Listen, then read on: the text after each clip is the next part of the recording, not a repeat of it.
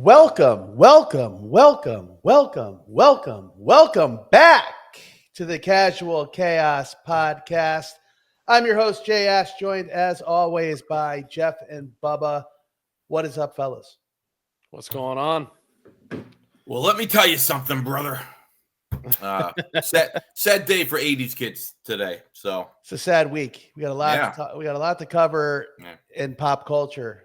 Even though this is not a pop culture podcast. You guys doing all right though? Otherwise, doing great. Yeah. Well, I see the socials going at Casual Chaos Live.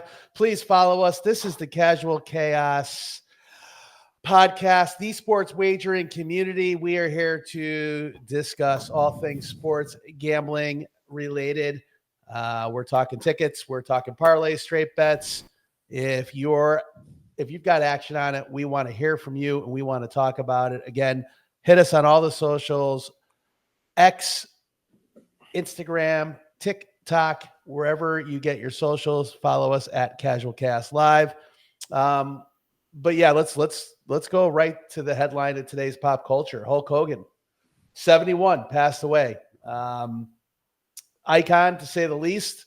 Outpouring from the wrestlers on X and others has been poignant, heartfelt. I'm sure we'll get some good stories out of this over time. But what were your initial thoughts? I know Jeff and I were on a group text thread when the news dropped. So what do you guys have to say? Well, I mean, again, if you're a child of the 70s, 80s, or 90s, it's been a rough, week with Ozzy going and now Hulk and even Malcolm Jamal Warner, who was a huge star, from the Cosby Show. So it's been rough for people's childhoods, over the past few days. So, yeah, Bubba. Yeah, I mean Hulk Hogan's sad because he's a local guy, right? He lived in I think Clearwater and loved Tampa obviously because he stayed here and he was always here. But it is sad to see him because 71 is so young. Like in today's world, that's not very old. And he seems still to be like somewhat active. Like I saw saw him doing some campaigns. He was always out and about. But very, very sad day for wrestling and sports. Honestly, I just looked up like one of his best highlights, and I guess it was it's pretty amazing when he body slammed Andre the Giant at WrestleMania. That was like they said that was like him solidifying his status as one of the greatest of all times. But yeah, it's sad. WrestleMania 3. Yeah, fortunate enough to watch it live. Remember it well. Yeah. Yeah. I think that's the big thing that Jeff hit on. We grew up in the 80s, so we were there for all of it. And, it was a phenomenon to say the least. I mean, you couldn't spend a day and not see somebody in the yellow or somebody with a headband or somebody, what's going on, brother? It's hard to explain how big he was back then. I mean, people just don't understand how enormous he was at that time period. And like I said in our group thread, I mean the handful of pictures that again were not digital, like they're pictures of pictures that people were sending of in Hulk Hogan gear and banner and whatnot. And wrestling was just a big thing. And now you couple that with 2 days earlier at 76, Ozzy passing away, and I think the over-under on Ozzy living was probably 27. So he hit the over in splendid fashion. But again, same type of thing. In different circumstances, but failing health. He just put on that farewell concert 2 weeks ago, back to the beginning with Black Sabbath, and huge turnout of some of the best bands of all time, and everybody doing collaborations. The guy got a front row seat to his eulogy. Basically, it was pretty amazing because he said on his show with Billy Morrison about a month before the show, because Ozzy was not in good shape, all kinds of ailments, all kinds of PT. He just said, I'm going to do this show whether it kills me, and it's probably going to. And he was spot on. Wow. So, yeah, I mean, regarding the show, and then we'll get back to sports, folks. But regarding the show, I was just happy. I mean, again, I don't know if you guys saw any clips of it or anything, but I mean, Ash, I know you did. But he can't stand. I mean, he couldn't stand anymore. I mean, he sat through the whole show, and I was just worried that his performance was going to be a train wreck because he hadn't sung in years. At least not in a situation like that.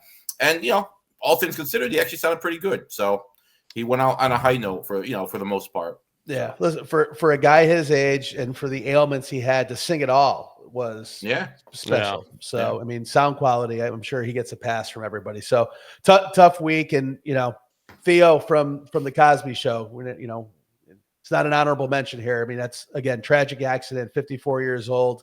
It's just, they say celebrities go in 3. We just happen to have it, back to back to back.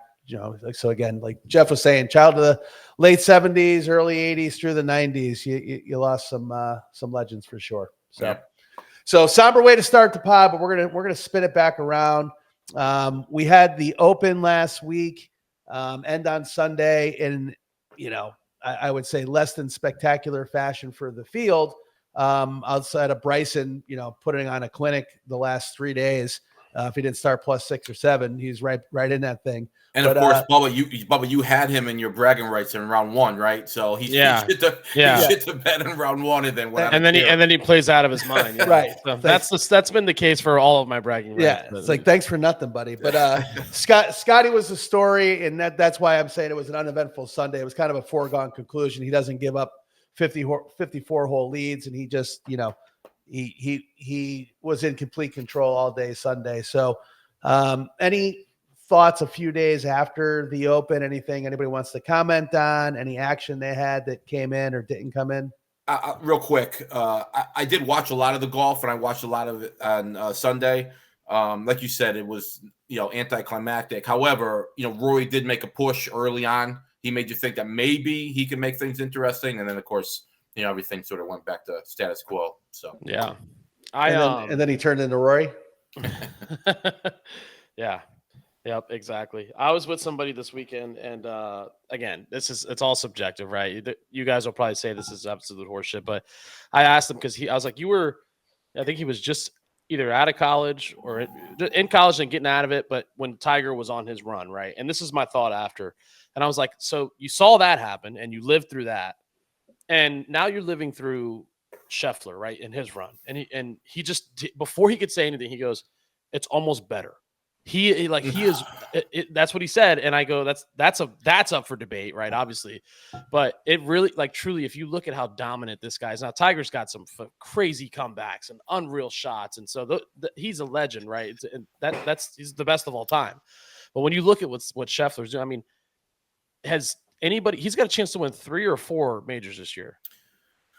He won 2. Major season's over. It's over. Yeah. Oh, okay, it's over. Okay, it's over. So he won 2. Ash, what did you say? I thought he won 3, but no, he got 2. Ash, what did you say that him and Tiger had the same amount of majors in the exact same amount of days, right? Is that what you sent me the other day? Between first major and fourth major, it was 1,197 days for both of them. Exactly, so, right? So, yeah. So that's crazy. Yeah, so you can't make that up, right? So if Tiger is the gold standard, then Scottie is following in his footsteps. I think, and we'll let producer Tyler jump in because I'm sure he's got some stats at the ready. I'm pretty sure at this stage in Tiger's career, the win total is significantly higher than Scottie when we're not talking just majors. And Tiger was younger than Scheffler at this point, right? Much, at this same point in his career, yeah. Right, so, right. Yeah. So producer Tyler, anything to add there? Yeah, Bubba, that guy's an idiot. Sorry yeah, Scottie's doing impressive stuff, and I actually text Jason and one of our buddies, TJ, as well. It's the closest thing you're going to get to Tiger, and it's really not close. But Tiger's just he's a class of his own as far as dominance. Like, he won a major by 15 strokes. Scottie just won by 5, and everyone's like freaking out. 15. He was at minus 12. There wasn't another guy under par in a major. That's crazy. That's crazy. Yeah. And then, by the way, that major was the first major or second major of the year. He came in like 3rd in the Masters that year. He won that U.S. Open at Pebble Beach. He went on to win the Open at St. Andrews that year by 8, and then he won the PGA Championship in a playoff, and then he followed that up by winning the next year's Masters. So he won all 4 of those consecutively, and then as well as the Players. So he had all 5 essentially biggest tournaments in golf. Yes, you can't compare him now, but who's to say that he won't go on be doing this for the next 10 years? No, he may. He absolutely may. People have great runs in golf. There are great runs. Rory won 3 or 4 quick. I believe almost the exact. It's weird. The stats between Scottie and Rory are almost similar as far as how many majors they've played to get to where they're at too. So no one's really throwing Rory's name in there, but Rory did it. It just took him 20 more chances to get the fifth one, which it could very well take Scottie. It doesn't look like that because Scottie's mentally looks very much stronger than Rory, which is what Tiger's thing was. Tiger was just. You see it in some of the. There wasn't a interviews shot after. that he. Yeah, there wasn't a shot he didn't have a chance in. Well, no, it was the other guys. The other guys knew that they were already 2 strokes Toast. behind.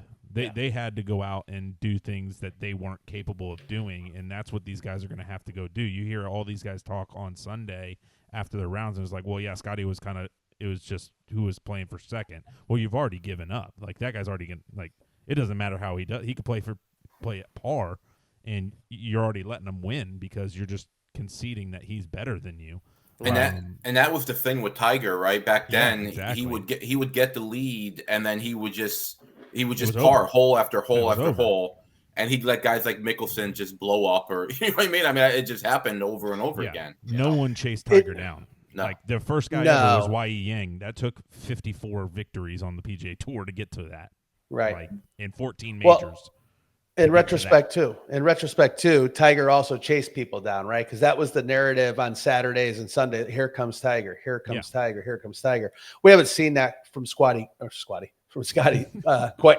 We have a buddy named Scottie. Wait, let me push back on that a little bit. I don't think Tiger ever won a major where he was trailing though going into Sunday. Did he? Not until the 2019 Masters. Yeah. Okay. Yeah. Here comes Tiger. Yeah, not until the 2019 Masters. He hadn't done that, but he was just always, come Saturday he was in the lead, and again he was dominating for that time period from like 2000 to 2003 is like it's unreal. Like they're doing comparisons of Scottie's last 3 years to Tiger's like 2003 to 2005, and Scotty's got the same amount of major victories as that time period. I think he's got a little bit more PGA victories, and he's got 2 players, so he's got a little bit of an edge on Tiger. But Tiger already had 36 like PGA Tour wins and 6 majors by that time. And again, he was younger. So which, it's yeah. I think for me, and this is my stance, right? It's clear that what Scottie's doing special. He's got an opportunity to do something over the next 3 to 5 years to really put himself in position to end up on the Mount Rushmore of golfers. Correct. He's not there yet though. So to say anything around, it's better than Tiger, it's more impressive than Tiger, I don't think that's a valid comparison quite yet. The full body of work isn't done. Right. Tyler hit it on the head. He's mirroring the early start of Rory's career. Everybody forgets Spieth won 2 majors when he was 22 years old, basically in the same year. Masters. Right.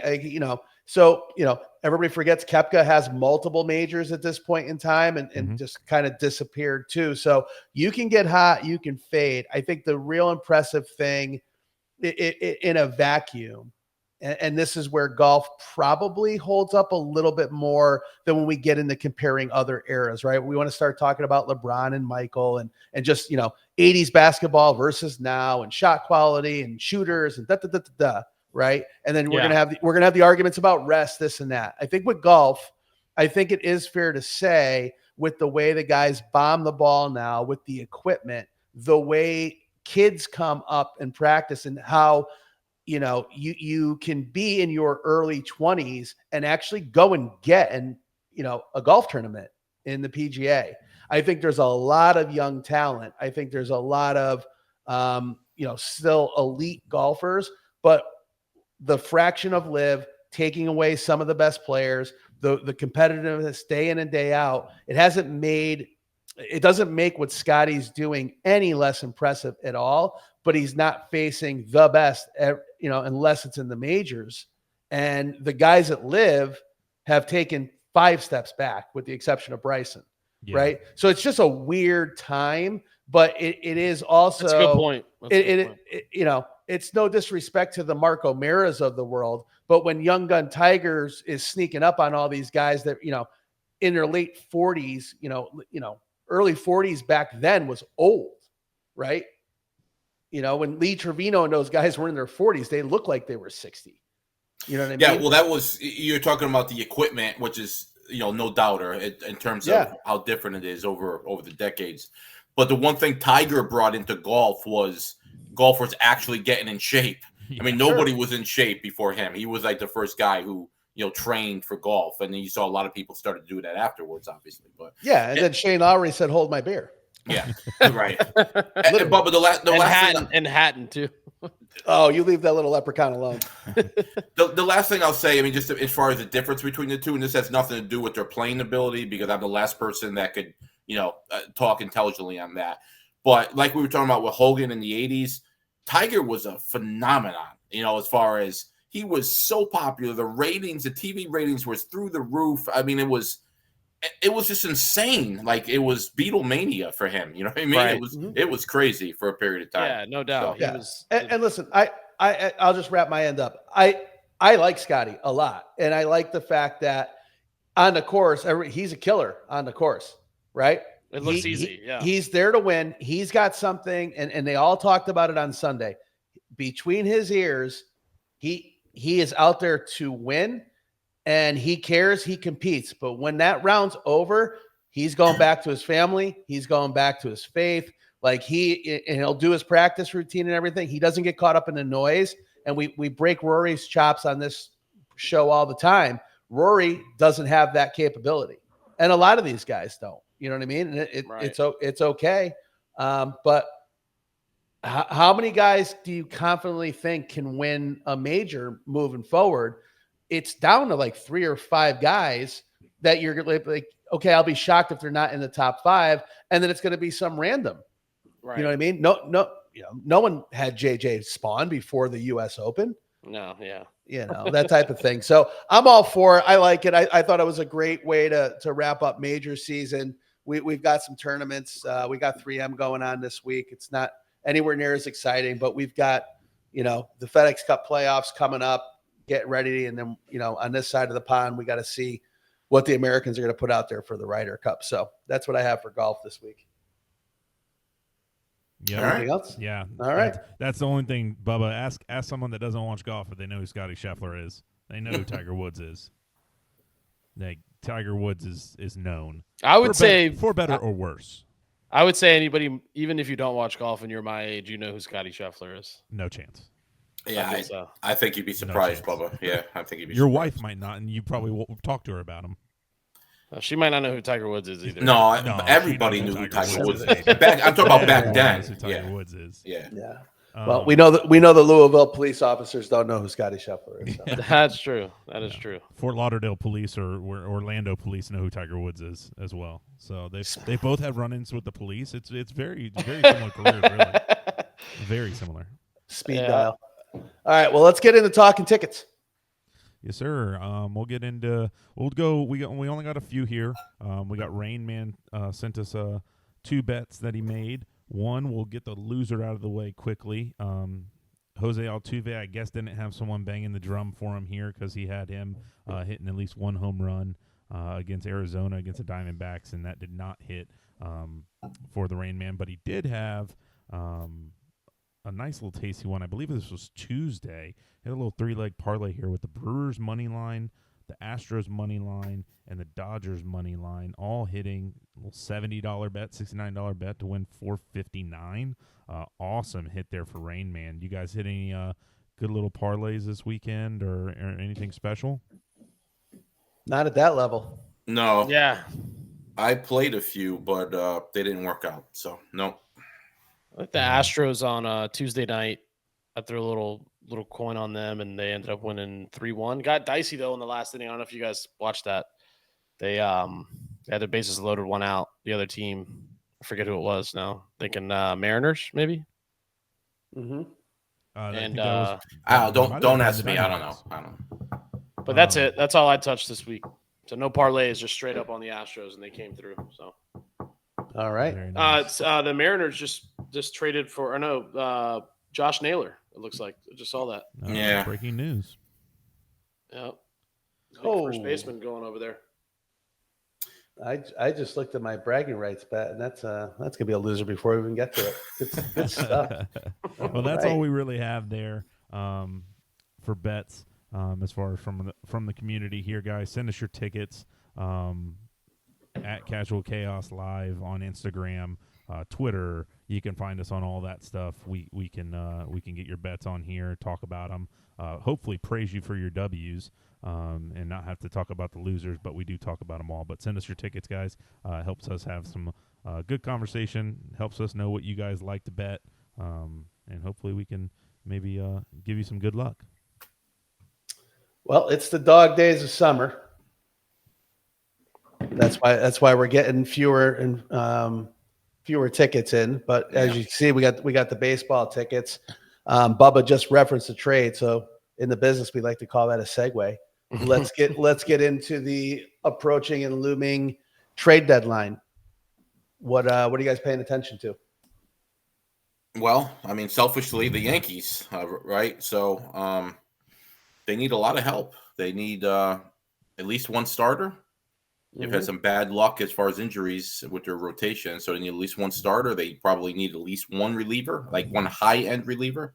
Not necessarily a closer, but just somebody they can trust. And they need an infielder. They don't have a third baseman, so they got a lot of work to do, you know.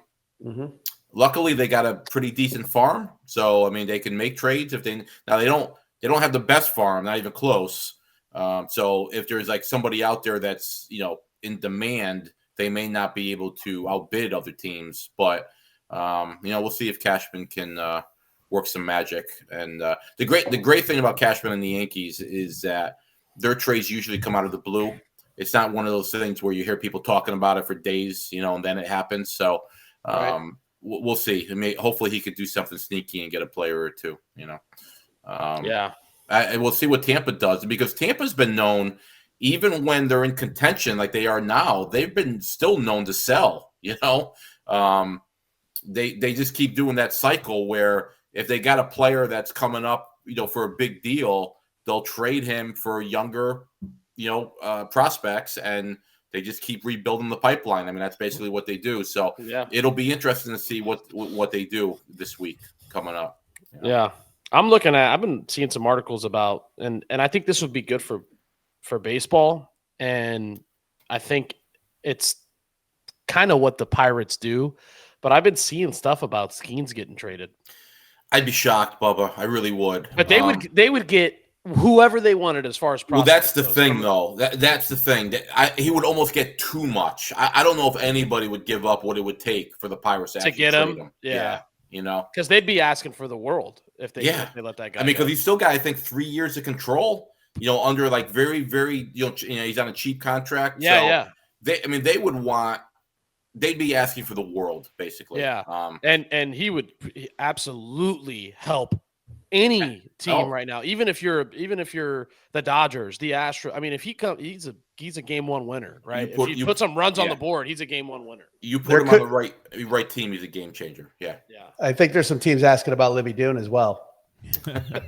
You might not need runs, by the way, for him. Like one run might get the just one, because he's fourth thing. He's on the Pirates, and good Lord, it's like DeGrom with the Mets a few years ago. It's like Jesus, dude. Like three runs, he's like 15. He's like 28-0. Yeah. If he had average run support, he'd already be 26-1 in his career.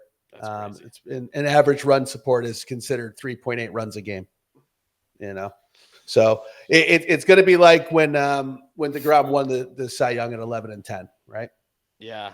So, but Jeff, they're going to do, if they're going to do it though, they're going to do it before that deal that he's in right now is up, because they're going to want a lot for him, and they're not going to want him to get the free agents. No, they will trade him eventually. I have no doubt about that. I just don't think it'll be this year. But who knows? I mean, crazier shits happen. So yeah. Is it? I mean, I don't want to get off of the trade deadline, but is it possible for me to switch out my bragging rights bet? I know we're not at the segment yet, but I just hit a 3-team player prop 5-1-675. So no, I had Vlad, Tatis, and Contreras to hit homers tonight. They all did. Three legs don't count. But congrats, company. Yeah. Yeah, well, I'm going to tripod it from here on out. So. The Blue Jays are annoying me. I keep waiting for them to come back to earth a little bit, but they're playing some good ball right now. So Well, I went against them tonight because I figured, they only beat the Yankees. So Did you? no, guys they've been on fire for a few weeks. So actually longer than that, to be honest with you. yeah. Sorry, Tyler, sorry. No, Ty, you're go ahead, good. Ty. Tyler, I just sent you the screenshot, so we can file I that saw away. that. I'll put it in my my Rolodex of wins. It's a very small Rolodex. But did you guys see Rich Hill still pitching in the big leagues? Just got signed and started a game for the Royals the other night. Rich Hill's 45 years old, still pitching in the big leagues. So you think anybody's going to make a trade for him? No. I don't know. Is Jamie Moyer still available? That's so funny you say that. Is technically retired. I'm looking down at a text message from, and this is the last text. Nobody even responded to it. That's how absurd it is. There's 8 people in this group chat. It says, missed out on a great opportunity last night to put life savings on the Cubs against Rich Hill. He goes, there's really nobody else the Royals can call on. Yeah, It is kind of amazing. Yeah, I think Rich Hill was playing for the and it wasn't the, like the I think Savannah the line Bananas for that, minor league team last week. The line for that game too, because I looked at it, wasn't crazy. Like the other team, the team that ended up winning, I think it was the Cubs, right? Yeah, he's 0-1, so he lost that game. Yeah, it was the Cubs. So the Cubs were like a minus 160. They weren't even like you would think they'd be 210 or 230. That game was like up in the air. They had it up in the air. They thought Rich was going to come out throwing heaters, I guess. One of the better nicknames in sports, by the way, Rich Hill, born Richard Hill, nicknamed Dick Mountain. Okay. Great nickname. That's a good high school nickname. I guarantee you that came from high school. Oh, I would assume. Yeah. That's walking around with a puffy chest. Did you see Verlander just got his first win with the Giants in 17 starts? Yeah, I saw that. Yeah. It's kind of crazy. Wow. Man, age and injury, man. Mm-hmm.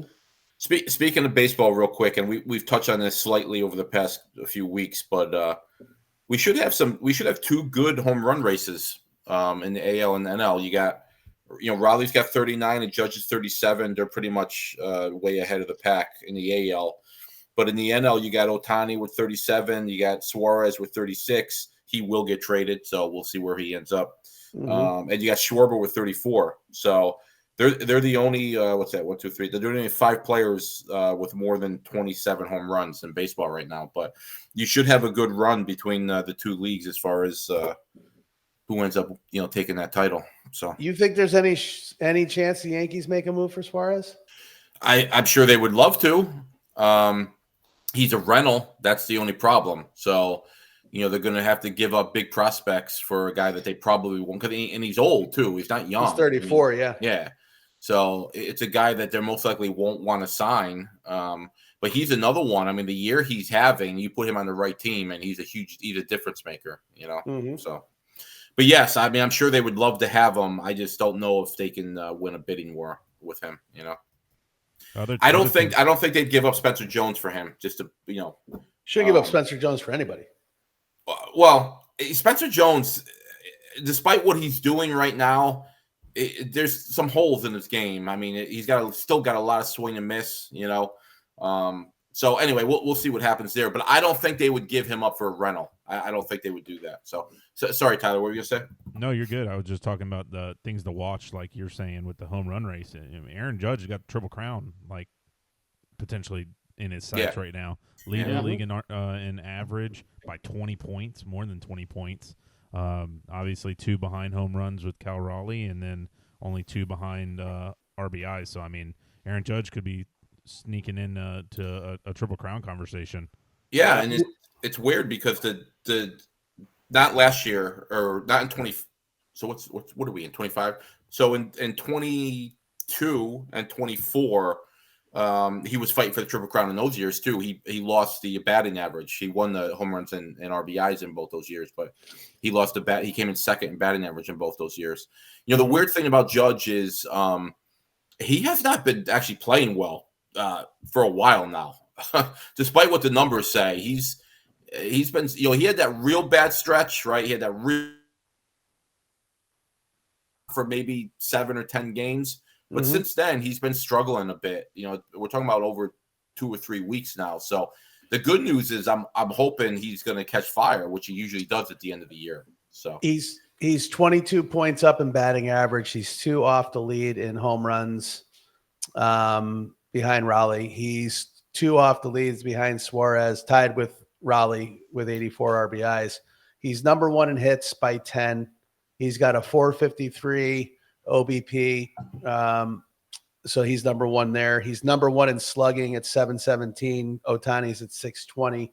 He's number 1 in on base slugging at 1.17, which is just kind of crazy. So 1, 2, 3, 4, 5. He leads in 5 of 7 statistical categories, and he's literally two points behind in the other ones.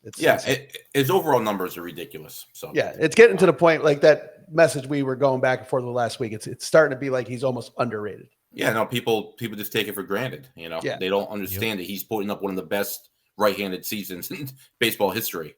But he's been doing it for a few years now, so they just take it for granted. Yeah. Anyway, all right. I don't think we should start getting some movement, rest of the weekend and into early next week. So we'll see what transpires. Hopefully next pod we've got some good shakeup and some things to talk about. So did you guys see again more? I mean, it's just sort of breaking news because it broke about an hour ago. But did you see that the Raiders cut Christian Wilkins, the DT? No, I did not see that. Yeah, so they signed him. I mean, just 12 months ago, basically, they signed him to a 4-year, $110 million deal. And now they're letting him walk. I guess he's got a foot injury, and they must not feel very positive about it. But he's still on the books for almost $60 million guaranteed. So that's a pretty big move on their part. It's good dead cap space. Yeah, there's already getting some injuries now with what training camp just started. You already got, I don't know how long Fields is going to be out for with his dislocated toe. When I first saw reports, I was like, "Damn, he popped an ACL or something being carted off the field." I was like, "Dislocated toe? You couldn't hobbled off?"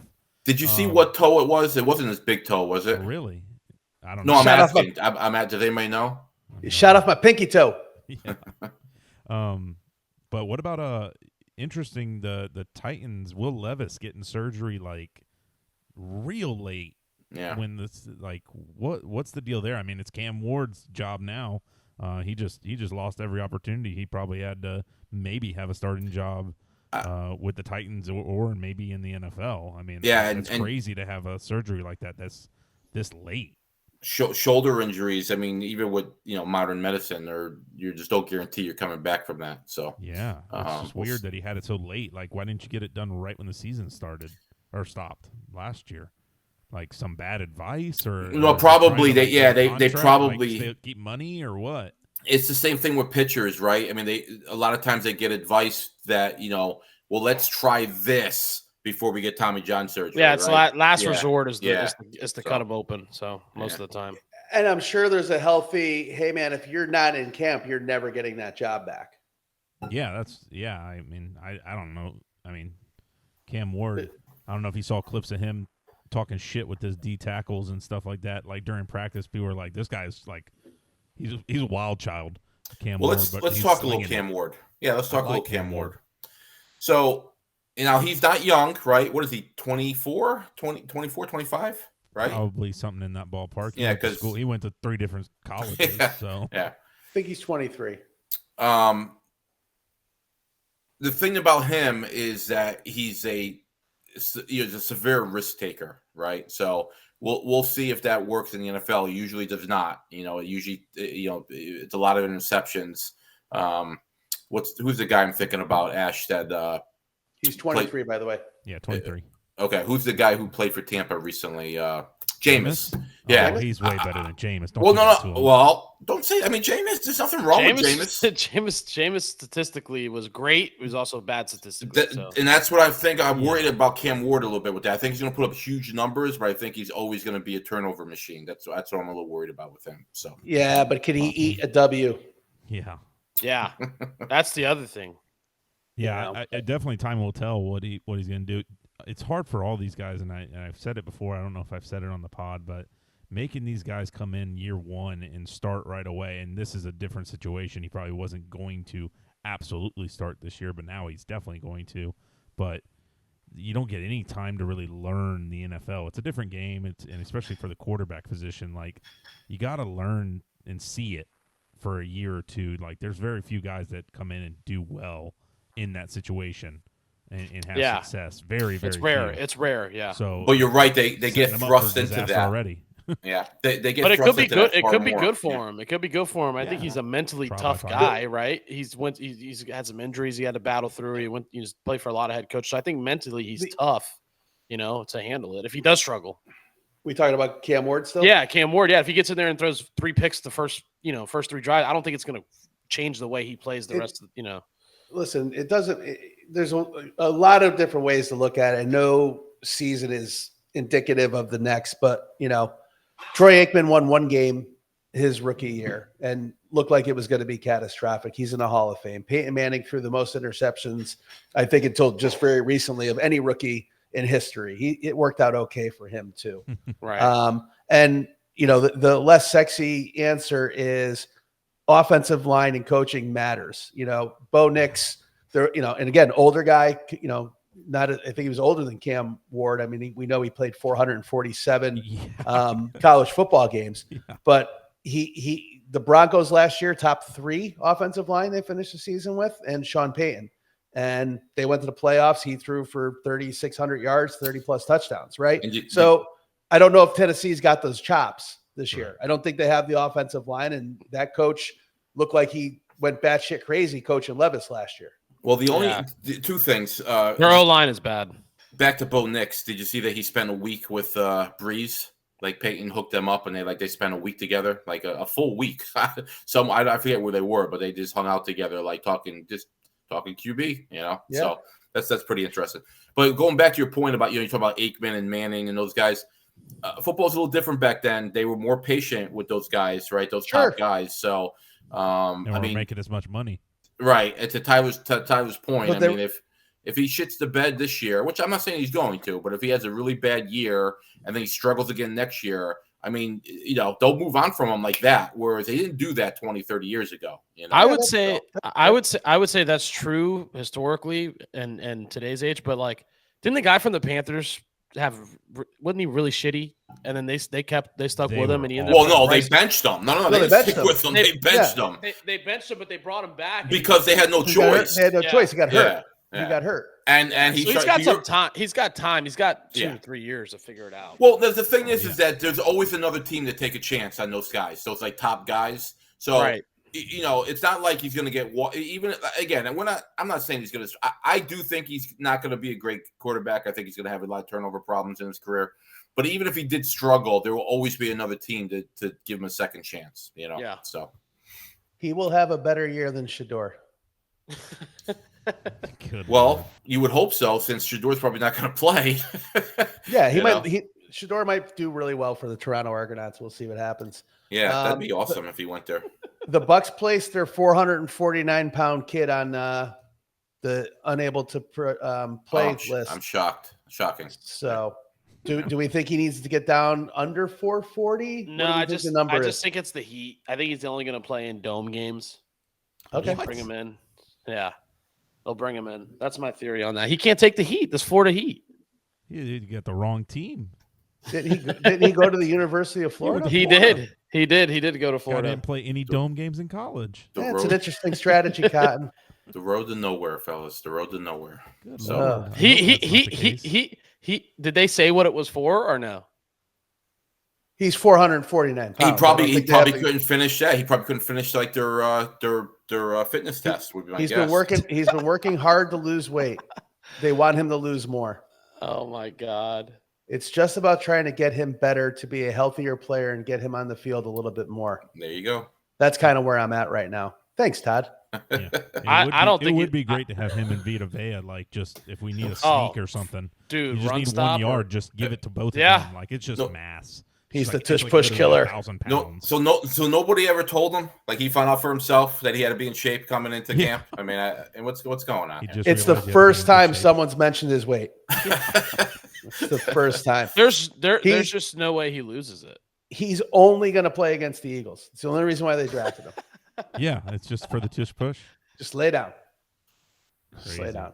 I did catch the SB bit when he did the whole Tush Push movie. I thought that was great. And Oh, then he yeah. wound up sitting next to Sirianni, and Sirianni played that well. I thought that was great.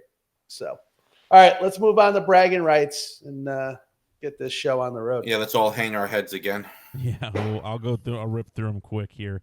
We had Jeff's bet last week. He had the Yankees, the Red Sox and Cubs over. He had the Phillies -1.5, and then he had the Giants Blue Jays over 8.5. Jeff, what was it there that let us down? Yeah, I'll cop out here. I don't remember exactly, but I do remember I went 2-2, so wasn't close. Gotcha. We got Jay Ash. Jay Ash threw together a nice open championship, and Jay, you're going to have to help me out here. Marco Penge. He pengayed me right where I shouldn't get pengayed. Yeah. Was it? Did you go 3 or 4? I went 2 of 4. Tom Okay. Kim decided he didn't like golf on the weekend. So, Rightfully so. but the Nikolai played well, and Rose, had an adventurous weekend. He won his group as well. So Penge really hurt. I was playing from behind, but it was a fun wager. I can't wait to do it again. Oh yeah, and then Bubba had Ricky Fowler in a similar kind of situation where he's in some groups, or this might have even been just a one-on-one. This looking was at the yeah. lines. This was day 2 matchups. Yeah, so day 2. So Ricky, he had him to beat somebody. He had Scottie to beat someone. He had Xander Schauffele to beat somebody, and he had Bryson DeChambeau to beat somebody. If you had Bryson on Thursday or Friday, that actually probably panned out for you. Yeah. He played well on Friday. I think who let you down I- here is probably Ricky. Yeah, Ricky I was think around it is probably. No, I think it was Schauffele. Yeah, I was gonna say. I think it was Xander then. Yeah. And he still played pretty well again. Another like top 10 guy. I think. Well, you got the winner there. You got a top 5, a top 10, and I think Ricky came in top 15 or 20. Ended up, I think, for the week. So I mean, you had guys that were in good form theoretically. They were close. Yeah. So tough one there. We'll keep at it. We're gonna have another week here where we give it a shot. So Jeff, why don't you go over your bragging rights for this week and talk us into why this is gonna work?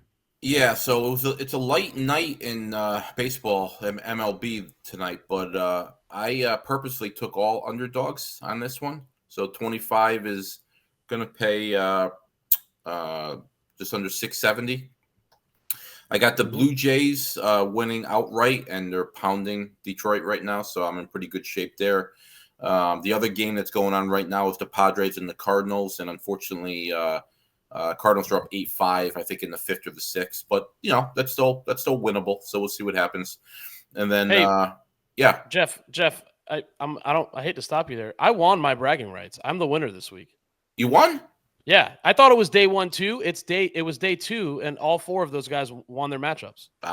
Awesome, dude! Congrats to you. So there we go. Do you have a cash ticket? A little bit to brag. Yeah, I do. What are you talking about? I do. See that. I do. I will send it over. I'll send it over. So you can- This is an asterisk. This is. I do have a cash ticket. I was going to say all those guys play pretty well. That's what us talking about it. I looked back and we filmed on Thursday, so it was day 2 that I had those. That makes sense. Yeah. It's a great thing that this isn't a tout show because you can't trust anybody. I think I won. Yeah, bingo, calling bingo at the wrong time. You're going to get your ass whipped here, Bubba. Oh man! But Jeff, you That's can keep funny. going Good- here. And good if stuff. Bubba sends that over to me. We'll pop it up on screen. Yeah, so real quick, I need the Padres to have a little comeback there, and then I also got the Mariners winning outright against the Angels, and I have the Astros actually giving 1.5 runs against the Athletics. So all those games are money line games, meaning the teams just have to win, except for the Astros. The Astros need to win by 2. So we'll see what happens.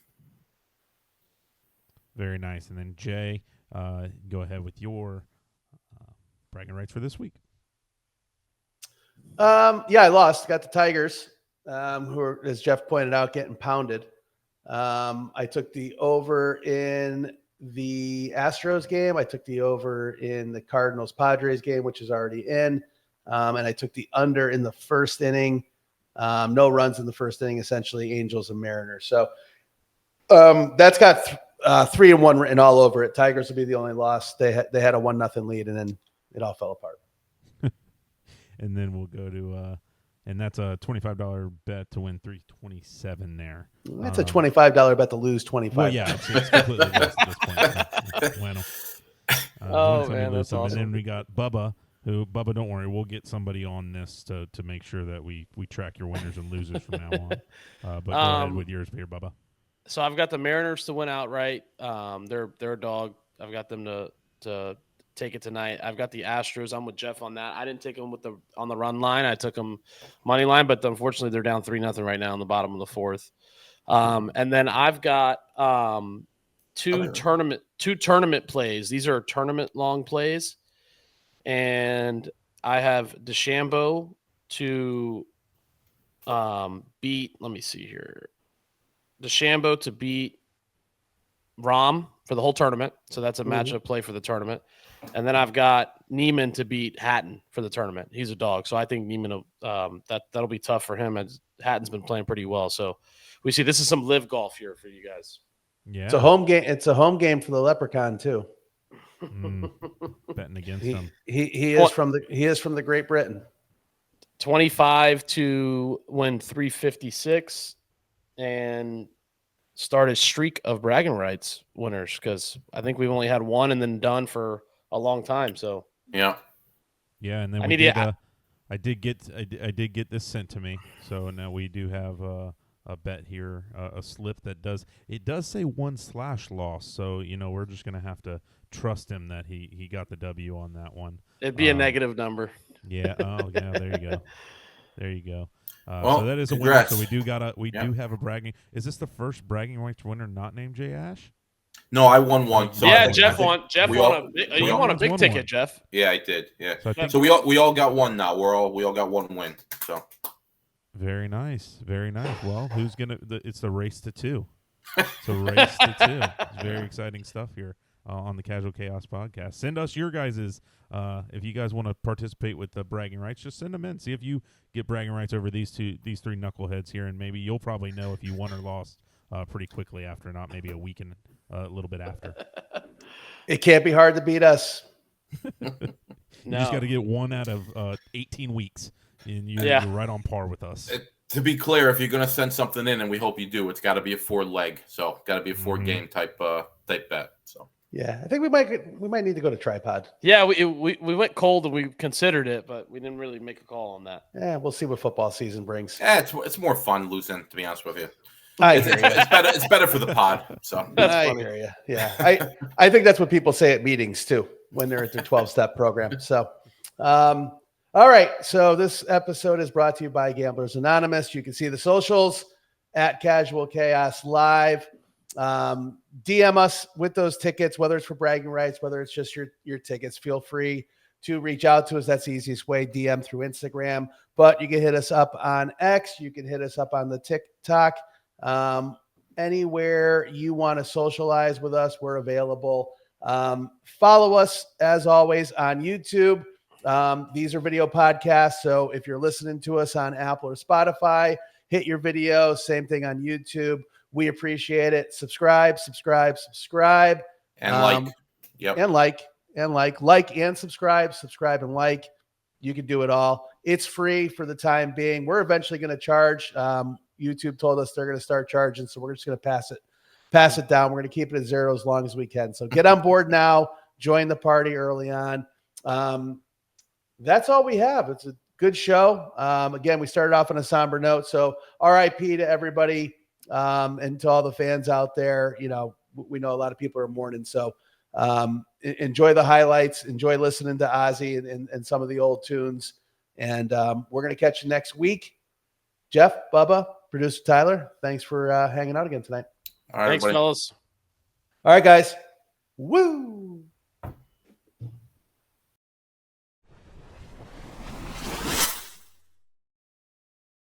Hi, everyone. This is Jay Ash, one of the hosts of the Casual Chaos podcast you are about to listen to discusses gambling and wagering on sporting events. Please be advised the gambling and sports wagering content during this podcast is for informational and entertainment purposes only and does not constitute financial or gambling advice. Sports wagering involves significant risk. If you choose to gamble, please do so responsibly and only gamble with funds that you can comfortably afford to lose.